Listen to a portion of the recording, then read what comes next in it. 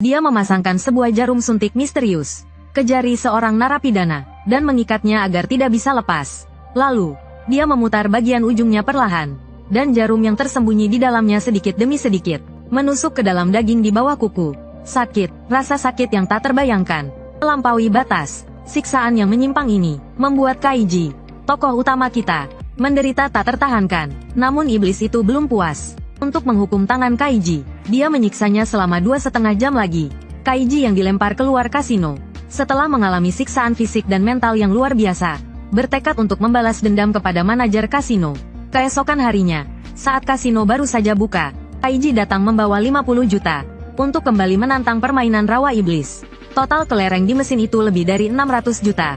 Kaiji akhirnya menghadapi tantangan pertamanya, dan juga terakhirnya. Dia memulai dengan 10 juta untuk membeli kartu kelereng. Setiap kelereng di sini bernilai 4.000. Entah kenapa, manajer kasino merasa tegang saat melihat tatapan Kaiji. Permainan dimulai. Kelereng berjatuhan seperti air. Biasanya hanya 1 dari 100 kelereng yang bisa melewati hutan paku.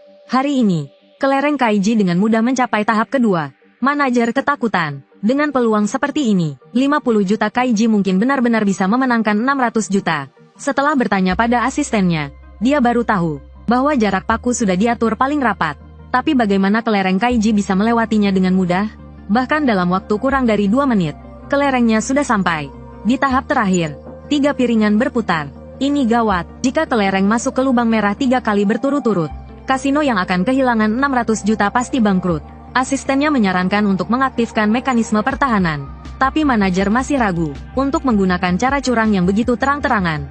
Dia sangat yakin dengan rawa iblis miliknya. Meskipun kelereng masuk ke 3 piringan berputar, tempat itu seperti benteng yang tak tertembus. Mustahil ditembus. Namun, yang membuatnya gelisah adalah hutan paku di tahap pertama. Jika jaraknya sudah diatur paling rapat, maka hanya ada satu kemungkinan. Dia menyela Kaiji yang sedang asyik bermain, dan membongkar kecurangan Kaiji di depan umum. Kelerengnya pasti lebih kecil dari biasanya. Makanya, kelereng itu bisa melewati hutan paku yang rapat dengan mudah. Dia lalu mengeluarkan sebuah papan uji kelereng. Jika kelereng bisa melewati lubang di papan itu membuktikan bahwa kelerengnya telah ditukar dengan yang lebih kecil. Tapi dia tidak menyangka bahwa kelereng itu justru tersangkut di papan uji. Ini membuktikan bahwa ukuran kelerengnya normal. Penonton mulai protes, dan menuduh manajer kasino tidak mau kalah. Dia pikir ada yang salah dengan papan pachinko. Tapi bagaimanapun dia mencoba, semuanya tampak normal. Dia hanya bisa melihat Kaiji terus menyerang rawa. Tiba-tiba, dia mendapat ilham. Manajer itu sepertinya teringat sesuatu. Jarak antara paku-paku itu diatur sendiri olehnya pagi ini dengan alat ukur. Jadi, masalahnya pasti ada pada alat ukurnya. Dia benar-benar terkejut dengan kecerdasan Kaiji. Dia segera bergegas ke kantor dan mengambil alat-alatnya. Perhatikan alat yang lebih sempit di sebelah kiri. Awalnya, itu digunakan kasino untuk melebarkan jarak paku. Sedangkan yang di sebelah kanan, tongkat besar itu, bukanlah alat dari kasino mereka. Dengan membandingkannya, mereka pasti salah saat melebarkan jarak paku. Saat mereka mengira sedang menyempitkan jarak, sebenarnya mereka malah melebarkannya. Tapi kantor dipantau 24 jam. Bagaimana Kaiji bisa menukar alat-alat itu? Menemukan sisa tanah di atasnya, dia akhirnya mengerti. Ventilasi udara. Kaiji si jenius itu benar-benar menukar alat-alat dari sana. Hanya dengan tali dan magnet, dia bisa dengan mudah menukar alat ukur. Rasa kecerdasannya diinjak-injak. Manajer itu marah besar. Dia tidak peduli dengan reputasi kasino, dan mengaktifkan mekanisme pertahanan. Kaiji benar-benar menggila. Bola-bola terus melewati rintangan, dan sampai ke cakram tingkat 3. Kasino gempar. Kaiji awalnya berharap bisa menentukan segalanya sebelum mekanisme pertahanan kasino diaktifkan. Tapi sayangnya, desain cakram tingkat 3 dibuat agar pemain terus gagal. Kaiji menembakkan 200 bola sekaligus. Dengan jumlah yang cukup banyak, desain serumit apapun punya kemungkinan untuk ditembus. Namun, saat semua orang berharap Kaiji bisa mengalahkan kasino, mekanisme pertahanan diaktifkan. Keberuntungan Kaiji berakhir sampai di sini. Bola-bola yang mengalir deras, semuanya dihadang oleh penjaga gerbang di tingkat kedua. Semuanya, tidak ada satupun yang bisa masuk ke tingkat berikutnya.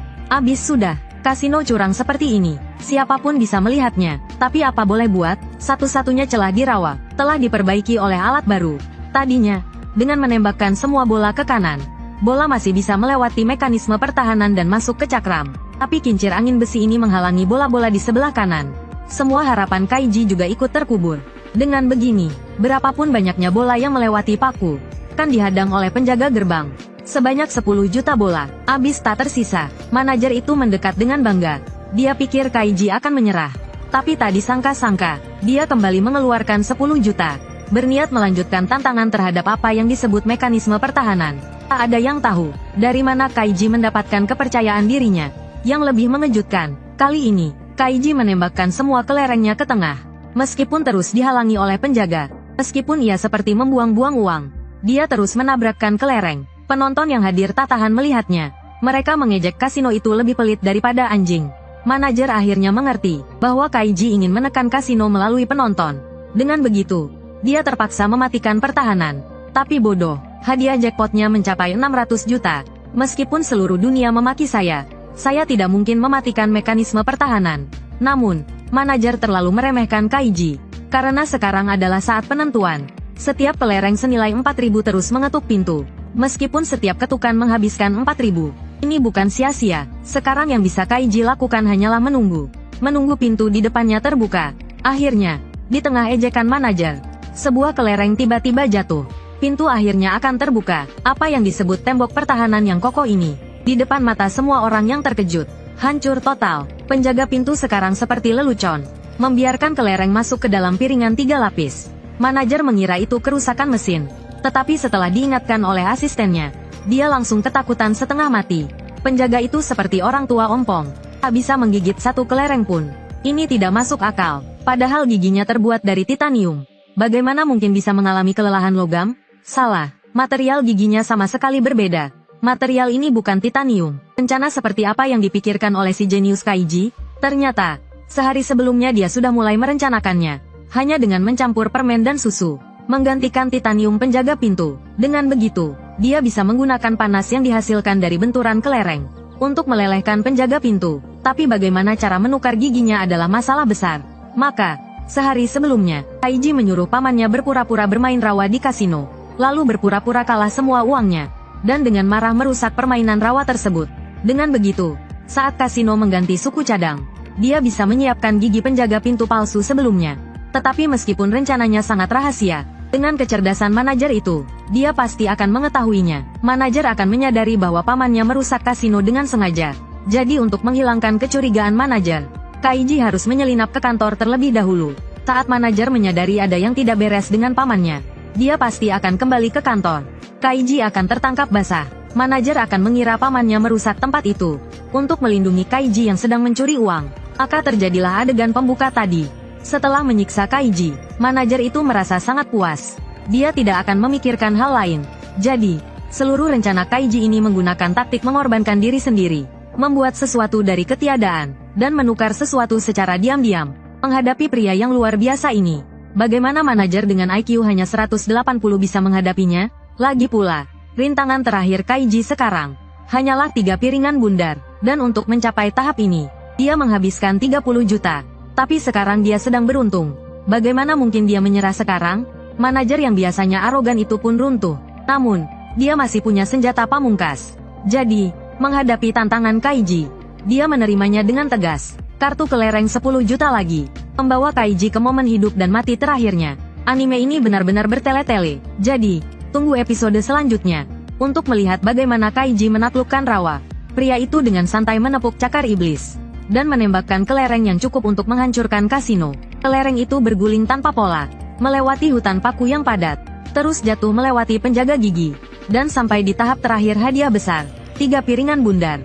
Kasino langsung heboh, karena jika kelereng jatuh ke lubang merah, ia akan menuju ke tingkat berikutnya. Meskipun kesulitan setiap tingkat akan meningkat, tapi jika beruntung sampai ke tingkat ketiga, hanya perlu 1 kelereng untuk mendapatkan hadiah utama kasino. Semua kelereng senilai 680 juta. Tapi kasino pemakan manusia ini memiliki banyak cara untuk curang. Bahkan raja judi kita, Kaiji, harus menghabiskan 30 juta untuk menembus 2 rintangan curang. Tapi 3 piringan bundar terakhir hanya membawa keputusasaan. Karena posisi lubangnya sangat aneh. Lubang 2 tingkat pertama berada di sisi terluar, sementara lubang tingkat ketiga ditempatkan di sisi terdalam, agar orang-orang tidak bisa melihat dengan jelas. Di belakang lubang ada penghalang transparan. Kelereng yang terhalang hanya bisa berhenti, dan teman-teman yang cerdas sudah menyadari bahwa kelereng juga bisa masuk ke lubang dari depan. Tapi sayangnya, untuk menghalangi jalur kelereng ke depan, 3 piringan bundar ini dibuat miring. Arah kemiringannya berlawanan dengan lubang bagian dalam. Bahkan mesin kelereng, dan bahkan lantai kasino ini sedikit dimiringkan. Kemiringan yang tak terlihat inilah yang membuat orang-orang dengan bodohnya percaya pada probabilitas.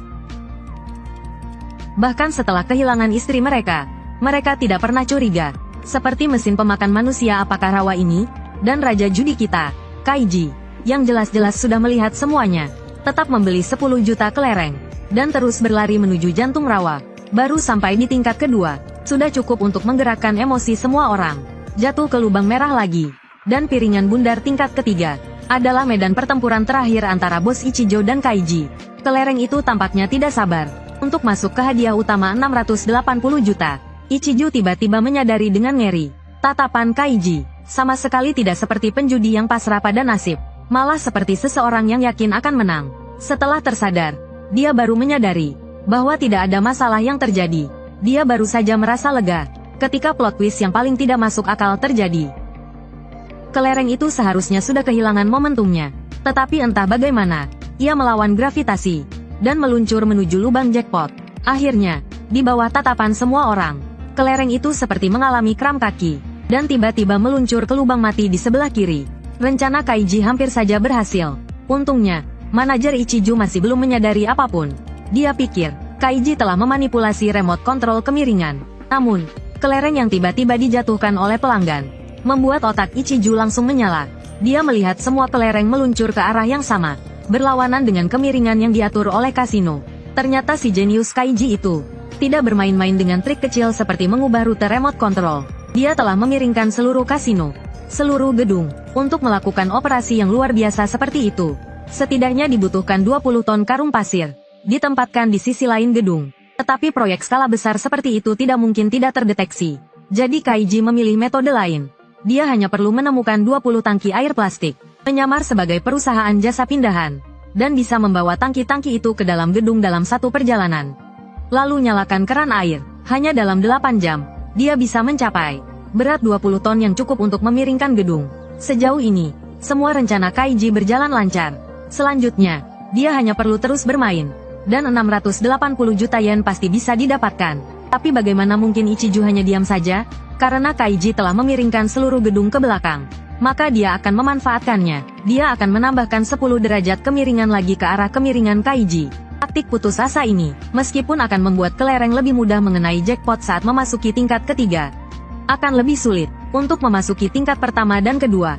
Dan untuk memaksimalkan kecurangannya, Ichijo bahkan ingin mengaktifkan perangkat kuno itu.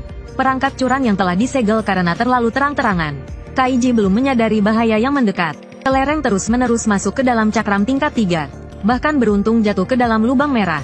Dan mulai mencoba tingkat kedua yang lebih sulit. Perangkat kuno itu belum ditemukan. Jangan sampai masuk ke tingkat ketiga. Doa Ichijo terkabul. Atau mungkin kemiringan gandanya yang berhasil. Berapapun kelereng yang ditembakkan Kaiji, kelereng-kelereng itu tetap berada di tingkat pertama. Meskipun terkadang beruntung masuk ke tingkat kedua, peluang untuk masuk ke tingkat ketiga menurun drastis. Sebanyak 10 juta kelereng dengan cepat habis. Ichijo melihat harapan, karena Kaiji hanya memiliki sisa 10 juta. Selama dia bisa menahan 10 juta terakhir itu, dia tidak hanya bisa mengamankan hadiah 700 juta, tetapi juga bisa, dan kesempatan untuk menghancurkan Kaiji si menyebalkan itu kembali ke neraka. Sedangkan taruhan Kaiji adalah sisa hidupnya. Keduanya telah kehabisan akal, yang tersisa hanyalah mengandalkan keberuntungan. Sesuatu yang tak terlihat namun dibawa sejak lahir. Dan dalam pertaruhan 10 juta terakhir ini, keberuntungan jelas berpihak pada Ichijo. Lagi-lagi 5 juta kelereng jatuh ke lubang mati di lantai 1 dan 2. Jantung Kaiji hampir meledak. Dia tahu dengan kemiringan ganda, kelereng akan sulit masuk ke lantai 3. Tapi dari 5 juta kelereng, setidaknya 1 harusnya masuk. Padahal sudah lebih dari 10 juta kelereng dimainkan. Kenapa? Satu pun tak diizinkan masuk. Kaiji seakan melihat jurang melambai padanya. 1 juta terakhir membuat Kaiji gempar. Dia bersusah payah melewati setiap rintangan. Di saat penentuan, keberuntungan biasa pun tak berpihak padanya. Tapi saat kelereng hampir habis, Kaiji akhirnya melihat cahaya di tengah keputusasaan.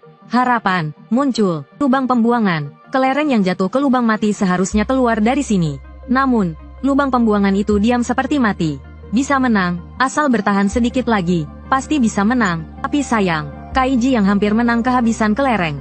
Ichijo dengan sombongnya maju mengejek. Tapi dia lupa satu aturan besi. Dalam semua perjudian, peran pemburu dan mangsa sering berganti. Kaiji berpura-pura pergi ke toilet. Sebenarnya untuk meminjam uang dari pria berkacamata hitam. Kaiji yang sudah kalah 50 juta. Jelas kehilangan kredibilitasnya. Lagi pula, pria berkacamata hitam hanya punya 10 juta untuk kabur. Dia menolak meminjamkan uang pada Kaiji. Tapi coba kau pikirkan, lebih baik sembunyi dengan 10 juta sisa hidupmu. Atau berjudi dan mengubah sepedamu jadi motor. Lagi pula, mana ada anak kecil yang terus menangis? Mana ada penjudi yang terus kalah? Pria berkacamata hitam goyah. Tapi kalau dia salah taruhan, dia juga harus bekerja di dunia bawah selama 100 tahun. Membayangkannya saja menyesakkan. Maka Kaiji berjanji pada pria itu, jika kau juga ke dunia bawah, aku akan mentraktirmu 2 kaleng bir dingin setiap gajian. Jadi, sepakat, setuju, aku mau 3 kaleng. 3 kaleng, meski meminjam 10 juta, Kaiji tetap dipaksa menandatangani surat utang. Tapi setidaknya ada harapan untuk bertarung habis-habisan dengan kasino sialan ini. Ichijo tak ingin bertarung, dia sengaja menghitung uangnya dengan lambat, untuk mengulur waktu sampai anak buahnya menemukan senjata rahasia. Tapi sayang, Kaiji tak terbendung. 10 juta kelereng lagi, meski kelereng terus mengalir deras. Dan jatuh ke lubang mati di lantai 1 dan 2. Tapi Kaiji tampak percaya diri. Dia bahkan mengeluarkan gulungan selotip, dan menempelkan 3 lembar uang kertas di depannya. Lalu dia terus menembakkan kelereng.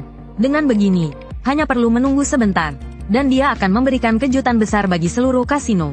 Semua kelereng yang mati akan hidup kembali. Ichijo menahan rasa gelisahnya. Setan atau apapun itu, cepat tunjukkan dirimu. Namun, kasino langsung meledak. Paman berkacamata hitam itu sampai menangis terharu. Karena di piringan putar tingkat 3 rawa, tiba-tiba muncul puluhan kelereng. Tidak ada satupun yang jatuh ke lubang mati.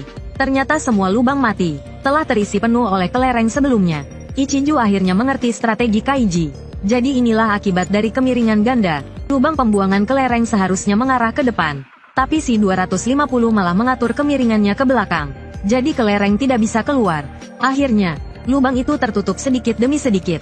Dengan begini, selama ada kelereng yang masuk ke piringan, kelereng itu hanya akan terus berputar-putar, sampai masuk ke lubang merah karena benturan. Reaksi berantai ini dengan cepat menyebar ke tingkat kedua. Gawat, kelereng sudah masuk ke tingkat ketiga. Pemenangnya sepertinya sudah ditentukan. Meskipun Ichijo ingin mengubah sudut kemiringan, sudah terlambat. 2 kelereng berlari dengan liar. Meskipun satu jatuh, jalur kelereng terakhir tampak seperti kelereng pilihan Tuhan. Masuklah, raih hadiah 7 miliar. Momen puncak menuju kebahagiaan. Ichijo hampir kehabisan napas. Namun, kelereng itu meluncur ke lubang mati di sebelah kiri. Tapi tidak masalah, masih ada banyak kelereng. Satu persatu masuk ke tingkat ketiga. Sekaligus masuk 3 buah. Inilah penentuannya, di tengah sorak-sorai seluruh penonton. 2 kelereng lagi melewati lubang mati, menuju lubang hadiah utama. Hanya perlu 1 gelombang, untuk meraih kesuksesan, dan membuat seluruh dunia heboh. Namun, jalur kelereng itu anehnya sama, berbelok ke kiri lagi, selalu berbelok ke kiri dan jatuh ke lubang mati. Saat orang-orang penasaran dengan alasannya, Kaiji sudah putus asa. Tidak disangka dia salah perhitungan. Ternyata tangki air 20 ton yang digunakan untuk menekan gedung, tidak diletakkan di tengah, melainkan diletakkan miring di kiri atas gedung. Jadi kemiringan gedung condong ke kiri. Kelereng, bagaimana mungkin bisa bergerak lurus? Rute kemenangan yang direncanakan Kaiji akhirnya tidak membuahkan hasil, tapi keajaiban bisa terjadi dengan usaha keras. Setelah 6 juta kelereng jatuh, lubang mati di tingkat ketiga akhirnya tertutup juga. Kesempatan datang, kelereng ada di mana-mana, seperti lautan api, membakar saraf Ichijo. Dengan situasi ini, kelereng pada akhirnya akan jatuh ke lubang kemenangan. Kaiji masih punya 3 juta. Selesai sudah. Kali ini giliran Ichijo bekerja di bawah tanah untuk membayar utangnya. Akhirnya, semuanya berjalan lancar. Aku akan menang. 2 kelereng meluncur ke lubang secara bersamaan. Kali ini mustahil meleset. Ichijo bahkan sudah menyiapkan seragam kerjanya. Namun, tepat pada saat ini, sebuah kekuatan misterius mendorong kelereng ke samping. Apa yang disebut kiamat? Apa yang disebut rawa yang menelan orang? Pada saat ini terasa begitu nyata. Ichijo yang berlinang air mata, akhirnya melihat asistennya yang imut datang tepat waktu dengan senjata rahasia. Dan selama ada ini, Kaiji tidak akan bisa masuk ke lubang kemenangan meskipun kepalanya pecah. Karena ada deretan lubang semburan kecil di sekitar lubang. Angin kencang yang menyembur dari sini dapat menghalau kelereng sebanyak apapun. Identitas pemburu bertukar. Kelereng tidak bisa masuk ke lubang. Saldonya juga hanya tersisa 3 juta. Kaiji hanya bisa berdoa agar jumlahnya dapat mengubah hasil. Namun harapan seperti ini seringkali membawa keputusasaan yang lebih dalam. Dari arah manapun, kelereng didorong dengan mudah. Mereka seolah menari tarian kematian. Mengejek kesombongan Kaiji. Meskipun dia akhirnya menemukan mekanisme ini, dia tidak berdaya. Terkadang, jika dipikir-pikir, seberapa liciknya seekor anjing bisa disebut licik? Dia benar-benar ingin menelan hidup-hidup Ichiju si idiot ini. Namun, keberuntungan Kaiji datang. Dua kelereng bertabrakan dengan keras. Mereka ingin menghancurkan aturan dengan keajaiban.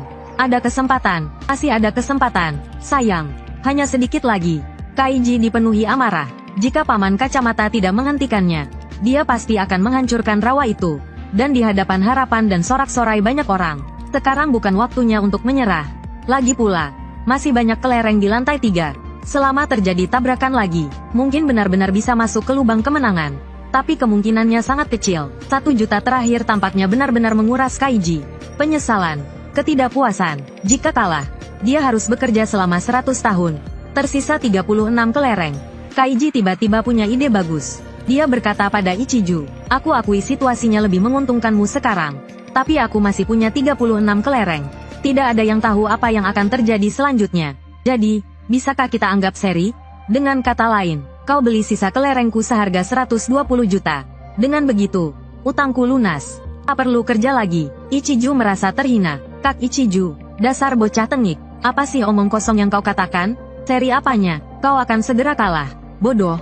Kelerengnya akan melompat kepalamu. Cepat lanjutkan." Kaiji kembali terdesak. Namun kali ini, keberuntungan tak berpihak padanya. Lompatan ajaib yang diharapkan tak terjadi. Hingga kelereng terakhir jatuh, Kaiji baru tahu rasanya putus asa. "Sudah cukup. Kumohon, bangunlah dari mimpi buruk ini." Tapi tawa mengejek Ichiju memberitahu Kaiji. Inilah kenyataan pahit. Saat Kaiji akan diseret kembali ke bawah tanah, dia segera mengeluarkan uang simpanannya, 800.000. Tapi maaf, kartu kelereng termurah di sini 3 juta. Kumohon, berilah kelonggaran. Tidak bisa, kembali ke bawah tanah sana. Kak Ichiju, Kaiji mati-matian tak mau kembali ke bawah tanah. Tiba-tiba hujan turun. Hujan harapan senilai 10 juta. Ternyata pria tua itu mengeluarkan semua tabungannya. Kaiji kembali bersemangat, tanpa basa-basi lagi. Hari ini Kaiji akan memberi pelajaran pada rawa. Menunjukkan apa artinya perubahan kuantitas menyebabkan perubahan kualitas. Sekarang keberuntungan dan strategi tak lagi penting. Dia akan menantang permainan yang luar biasa. Ichiju hampir merusak remote kontrolnya. Hanya memohon Kaiji untuk berhenti bermain. Lubang hampir penuh dengan kelereng. Terus mengalir. Setiap tumbukan memberi harapan bagi Kaiji. Dan juga keputusasaan bagi Ichiju. Dia tiba-tiba menghentikan Kaiji. "Bagaimana kalau kita seri? Aku bersedia membayar 200 juta untuk sisa kelerengmu." "Omong kosong, kau pikir apa?" Ichiju seperti anjing. Tiba-tiba rawa mengeluarkan geraman rendah. Saatnya telah tiba. Sebuah kelereng jatuh, menimbulkan reaksi berantai, yang membuat lubang hadiah mencapai titik kritis. Orang-orang akan menyaksikan, saat rawa iblis ditaklukkan, kelereng yang rapi akhirnya menerima serangan terakhir. Menangkah? Tentu saja, Kaiji menjadi orang pertama dalam sejarah yang menaklukkan rawa sebagai pemain normal. Setelah perayaan, rawa memancarkan cahaya putih menyilaukan. Semua taringnya terbuka, memuntahkan kelereng yang tak terhitung jumlahnya. Semuanya keluar, setiap kelereng bernilai 4.000. Kaiji segera meminta pria tua itu memasukkan mobil. Ada yang gembira, ada yang bersedih. Ichiju diseret ke bawah tanah untuk bekerja selama 800 tahun. Sedangkan hadiah 700 juta, setelah dipotong pajak menjadi 600 juta. Dibagi rata antara Kaiji dan dua temannya, masing-masing 200 juta. Setelah minum sedikit alkohol, Kaiji pingsan. Saat dia bangun, dia menyadari 200 jutanya telah menyusut menjadi 60 juta. Pria berkacamata hitam itu dengan sopan meninggalkan surat permintaan maaf. Ternyata, 10 juta yang dipinjam Kaiji di toilet, memiliki bunga 130 juta per hari. Jadi, dengan bunga dan pokok pinjaman, Kaiji hanya memiliki sisa 60 juta. Uang itu cukup untuk melunasi utang dirinya dan 6 temannya di tambang bawah tanah. Kaiji malu bertemu teman-temannya, karena si bodoh ini menghabiskan sisa 800.000 untuk bermain pachinko. Bahkan bos dunia bawah tanah pun merasa kasihan, dan memberinya 30.000, agar Kaiji bisa bertemu teman-temannya. Jadi, penjudi tetaplah penjudi, tak punya apa-apa. Teriakan slogan kita, musuh bebuyutan, isi dengan nama musuh.